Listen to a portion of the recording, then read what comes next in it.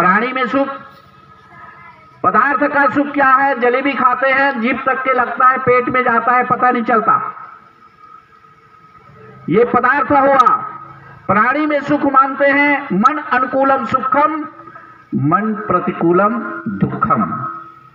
मन के अनुकूल और प्रतिकूल ही दुख और सुख को आपको प्रदर्शित करता है, आपको जनाता है। किसी के घर में जाओ, आइए भैया बैठिए, कितना बढ़िया लगेगा, कह दिए कहां कहां से आ गए सुबह सुबह, वो जाने वाला सोचेगा कहां मैं आ गया इसके घर।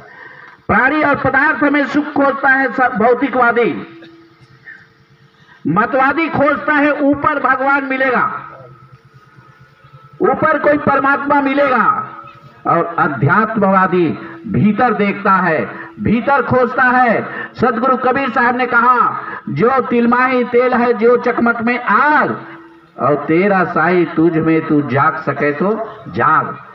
सदगुरु कबीर साहब की एक ऐसी दृष्टि है, पैनी दृष्टि है, पारदर्शी है। बाकी की दृष्टि अल्प पारदर्शी है। अल्प माने आधा, कुछ जाना उसमें रुक गया, लेकिन कबीर साहब एकदम वार पार करते हैं, साफ साफ दिखाते हैं। जब आप पक्के सत्संगी हो जाएंगे, निष्पक्ष हो जाएंगे, परंपरा को छोड़ देंगे, तब वो बात समझ में आएगी। अगर गद्दी के लद्दी में पड़े रहोगे तो हमारे कबीर पंथ में बहुत सारे गद्दी चल रही है, लेकिन कुछ लोग आज प्राण प्रतिष्ठा करने के चालू कर दिए, जबकि कबीर साहब और कबीर पंथी प्राण प्रतिष्ठा की कहा वही बातें नहीं है। वहां सीधी सी बात है, आप जीते जागते साधु संत महात्मा गुरुजन भक्त सज्जन व्यक्ति जो गुण संपन्न है, उसके पास आप कुछ बात रखोगे, प्रश्न करोगे तो होगा। आइए मैं बताने जा रहा हूं, बहुत कम समय है। दुख कहां से होता है? दुख कोई परमात्मा देता नहीं, दुख कोई मालिक देता नहीं, ये दुख मिलता है हमारे कर्मों से। कर्म दो प्रकार की है, नेकी बदी दो रास्ते हैं, गौर से सुन लो। नेकी बदी दो रास्ते हैं, गौर से सुन लो। जिस मार्ग से चलना चाहते हैं अपना मार्ग चुन लो, चलने के पहले सोच लो इंजाम क्या होगा। भलाई कर भलाई होगा। जो आदमी जैसा कर्म करेगा उसको फल मिलेगा, चाहे वो किसी भी गुरु को माने।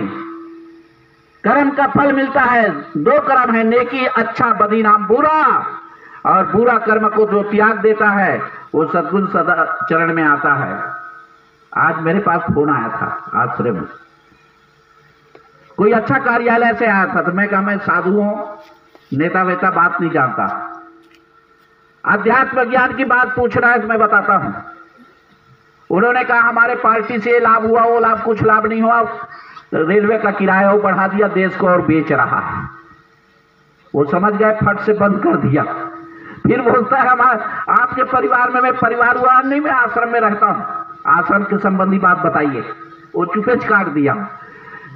कहने का तात्पर्य यह है, आज हमारा कर्म ही हमारा साथ है, इसलिए हम खूब पूजा पाठ, संध्या पाठ, उपासना, भक्ति कुछ भी करें, संत हो महंत हो, बीजक में आया है, संत महंतो सुमरो सोई, जो काल फांस से बाचा होई।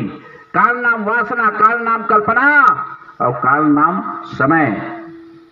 वासना ही दुख देता है। पंच विषयों की आसक्ति, जीभ से चखने की, मुख से खाने की, आंख से देखने की, कान से सूंघने की, और इंद्री से भोगने की, यही हमें जन्म और मरण के चक्कर में ले जाता है। जन्म और मरण के चक्कर में ले जाने वाला कोई दूसरा नहीं है।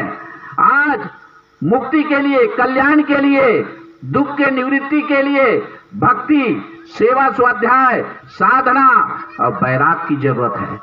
आप घर में रहे चाहे वन में रहे, जब तक आप वैराग की स्थिति में नहीं आएंगे, कोई आपको दुख से बचा नहीं सकता। इसलिए आज हम बड़े बड़े आचार्य हो गए और वैराग्य के नाम पर आगे परंपरा चलना चाहिए, तो वो एक परंपरा है, किंतु वास्तविकता यह है, वासना शक्ति, इच्छा शक्ति, कामना शक्ति को भक्ति के द्वारा, बैराग के द्वारा जब जला देंगे, वही पक्का कबीरपंथी है और वही सच्चा कबीरपंथी है। 10 मिनट हो गया। तुरकर साहब, मैं जानता हूं, आपको बताना नहीं पड़ेगा। एक जगह मेला में गया था, मेरे को देखा, ये तो कबीरपंथी है, कड़क बोलेगा, पंडित लोगों का तो तुरंत एक साखी में उड़ा देगा। एक महालोधी था, वो अध्यक्ष, पढ़ा लिखा नहीं था बेचारा, लेकिन एक बगल के गांव वाले ले गए, ये साहब जो है देवी देवता खंडन नहीं करेगा, जो कमजोरी है, गरीबी हटाना है, मनस्ताप को हटाना है, तो दुर्व्यसन दुराचार को पहले हटा दो। आप किसी भी इष्ट को मानते हो, आप इष्ट की सहायता होंगे, और आप दुराचार को नहीं हटाए तो दुनिया के कोई भगवान और दुनिया के कोई गुरु बचा नहीं सकता। ये विज्ञान है, ये सत्य है और यही सनातन है। इन्हीं शुभ भावनाओं के साथ समिति की समस्त, मैं इस गांव में बहुत पहले आया था, ये आश्रम नहीं बना था। श्री भंडारी साहब का दर्शन में, ये चौक के साइड में एक घर है, वहां मैं संध्या पाठ में मेरे को बुलाए थे, तब दर्शन एक ही बार हुआ। उसके बाद मुझे याद नहीं है साहब कितने साल जिए, लेकिन भंडारी साहब का दर्शन मैं यही किया था। और मैं तो एक जगह नहीं, महाशिवरात्रि दिन पूछ रहा हूँ बड़ा मेला कहाँ होगा, या तो नागरा जाऊंगा या तो लांजी जाऊंगा, और जरूर वहां डपली बजाऊंगा, वहां डपली मेरा काम करता है। उसके बाद तो कबीरपंथी हमारा भगत है ही है, चाहे हम कहीं भी जाएं। इसलिए संतों को चाहिए नया जगह में थोड़ा से प्रचार प्रसार के लिए वो स्वतंत्र जाए। बोलिए सदगुरुदेव की जय। साहिब